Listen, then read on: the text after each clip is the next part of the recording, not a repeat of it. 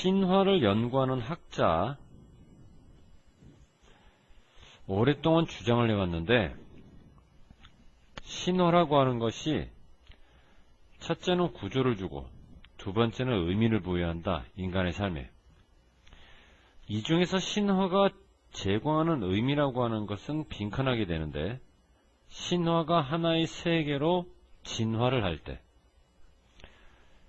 신화라고 하는 것은 가상의 세계지. 어떤 능력이 있니? 사람들의 기본적인 욕구를 충족시키는 그런 능력이 있다고. 충족. 그런데 사람들의 욕구를 충족시키는 능력이 증가를 할 때는 언제 증가하냐면, 굉장히 많은 사람들이 신화라고 하는 그 가상의 세계를 믿을 때, 굉장히 많은 사람들이. 가상의 세계라고 하는 것은 오랫동안 서스테인이 되지 않는다. 그 이름도 유명한 지속되지 않는다는 얘기지, 그지? 가상의 세계, 즉 신화가 지속이 되지 않을 때는 언제 지속되지 않니? 미어라고 하는 건 단순하다는 얘기고, 핸드프리라고 하는 것은 소수의. 그러니까 단순한 소수의 추종자들에 의해서만은 오랫동안 지속되지 않는 거야. 소수. 결국 앞에서 신화가 믿어지는 조건은 굉장히 많은 사람들에 의해서 믿어질 때고, 뒤에서 신화가 지속되지 않는 조건은 소수의 추종자들에 의해서는 지속되지 않는 거니까 다수에서 소수로 들어간다. 이거 뭐 당연히 뭐로 들어가야 돼? 대조관계로 안 들어갈 수가 없지, 그지? 그래서 반대로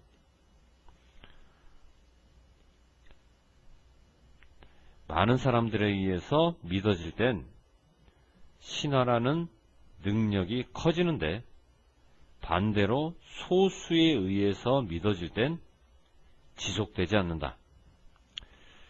그래서 하나의 차이를 한번 생각해 보라고. 비유적으로 얘기하면, 전 세계적인 스포츠와 내가 내 친구들 9명하고 같이 만든 게임, 이것의 차이를 한번 생각해 보면, 내가 만든 게임 그 자체는 굉장히 훌륭한 게임, 그리고 굉장히 우리를 몰두시켜. 자, 비동사 보이니? 이 비동사가 결론적으로는 일단은 immersive와 만나는 거야. 몰두시키는 형용사거든.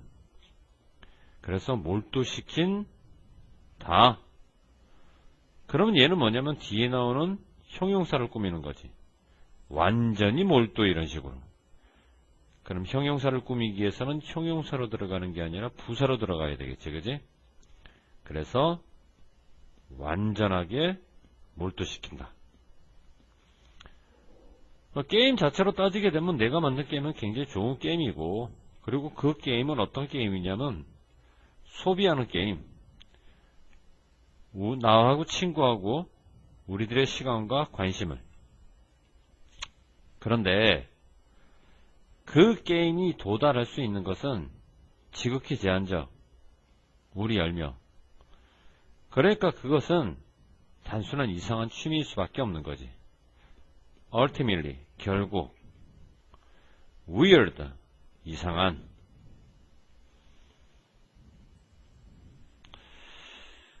그러면 봐봐. 게임 그 자체는 우리를 몰두시키고 훌륭한 게임이었다라고 하는 플러스 진술.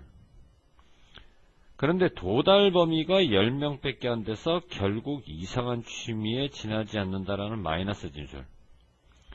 그래서 우리가 여기서 연결선 선택해야 되는데, 이 연결사는 두 번째 문장의 주어 동사 사이에 나와 있지만 사실상 첫 번째 문장과 두 번째 문장 사이에 나오는 효과와 똑같다고 봐야 돼. 그러면 첫 번째 문장이 플러스 진술이고 두 번째 문장이 마이너스 진술이면 플러스와 마이너스를 이어주기 위해서는 대조관계가 필요하지. 어떤 게 대조관계? 도가 대조관계. thus라고 하는 것은 그리하여 인과관계고 도로 들어가야 그러나 대조관계가 되는 거야. 자, 그렇게 해서 이제 내가 만든 게임 자체는 훌륭한 게임이지만 지극히 제한적인 사회적 기능을 가지고 있다. 왜? 거기에 참여하는 참여자들의 수가 너무나 적기 때문에. 이게 말이야, 단순한 게임뿐만 아니라 신화도 마찬가지야. 신화라고 하는 가상의 세계가 제공하기 위해서 지속적인 가치, 광범위한 가치를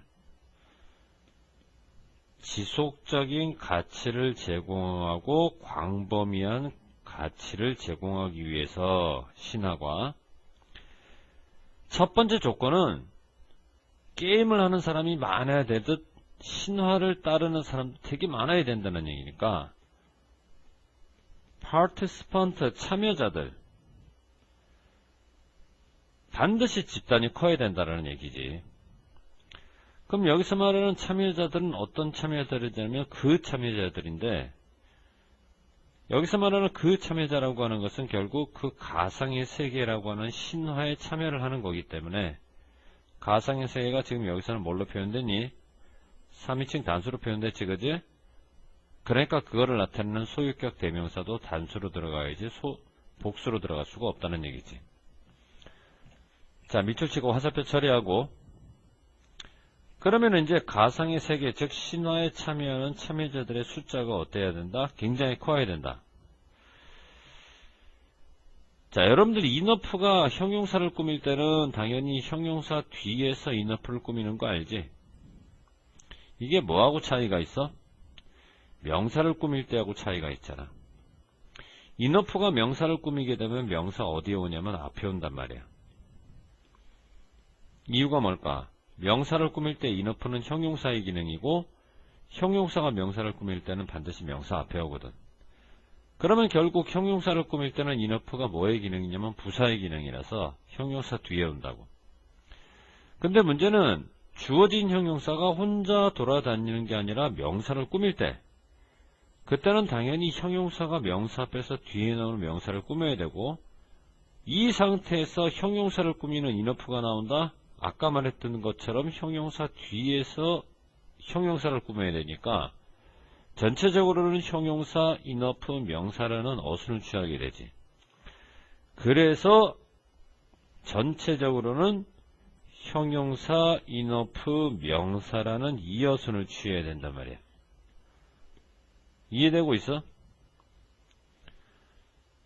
가상의 세계가 지속적이고 광범위한 가치를 제공하려면 참여자들은 충분히 큰 집단, 어느 정도로 큰 집단일까?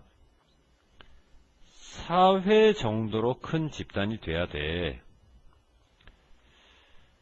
그래서 이제 인어프가 나오게 되면 당연히 투부정사가 나오지 않니, 얘들아?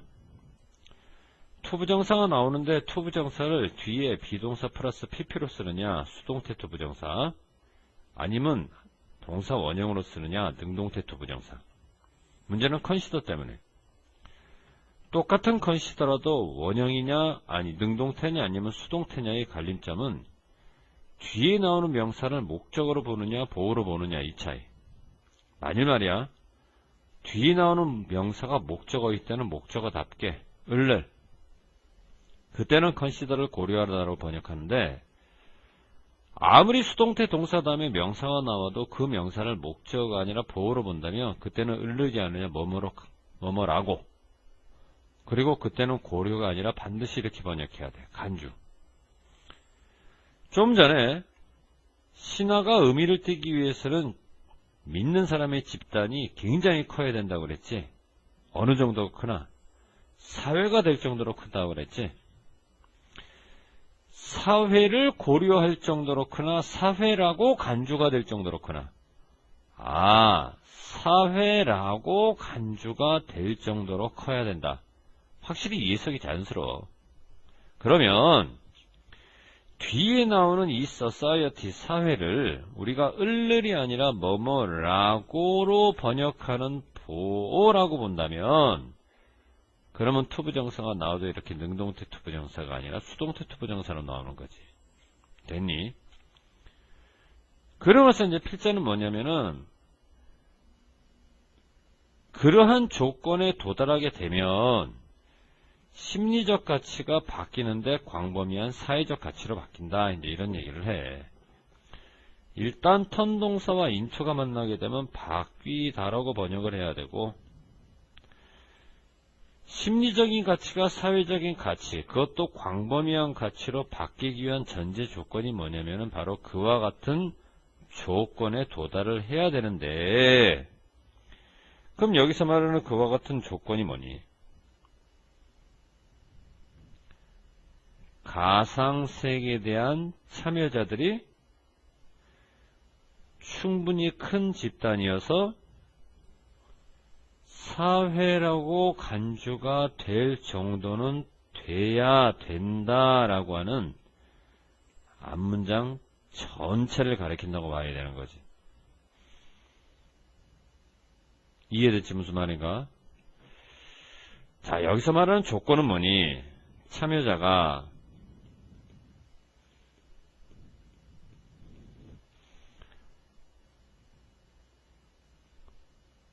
사회로 간주될 정도로, 참여자가 사회로 간주될 정도로 커서,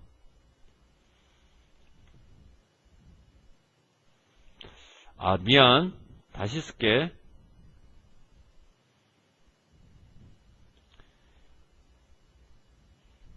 참여자 집단의 크기가 이래야 되겠구나. 참여자 집단의 크기가 사회로 간주될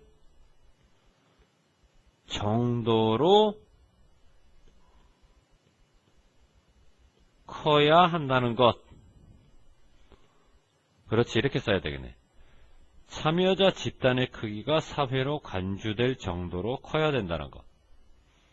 이게 여기서 말하는 기준이고, 그 기준에 도달하게 되면 신화가 가지고 있는 심리적 가치가 광범위한 사회적 가치로 바뀐다. 결국 신화의 영향력이라고 하는 것, 항상 어디에 근거하고 있냐면, 참여자들이, 신화에 참여하는 참여자들이 하나의 사회 정도가 되느냐 사회 정도가 못 되느냐, 결국 그것을 믿고 있는 집단의 유형이 아니라 크기의 문제에 이제 의존한다, 이렇게 이제 들어가는 거지. 그러면 이제 지문 위로 올라가 봐.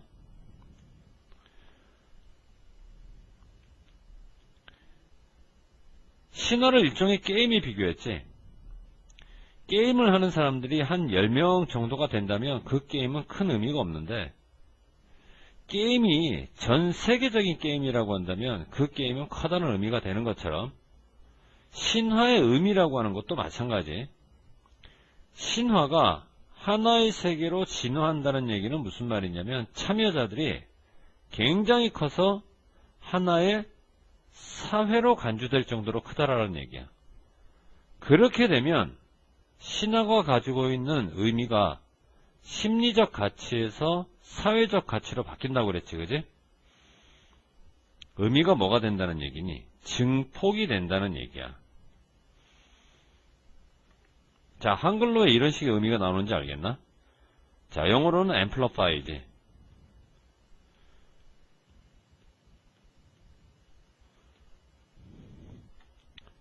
자, 빈칸 넣기 나올 만하니까 조심하고. 그러면 결국 똑같은 얘기가 될지 모르겠지만, 신화라고 하는 것이 어떤 성질을 띠는 거냐면, 그것을 따라다니는 추종자들의 크기가 이럴 때, 추종자들의 크기가 충분히 커서 사회로 간주가 된다는 얘기는 결국 광범위해진다는 얘기지.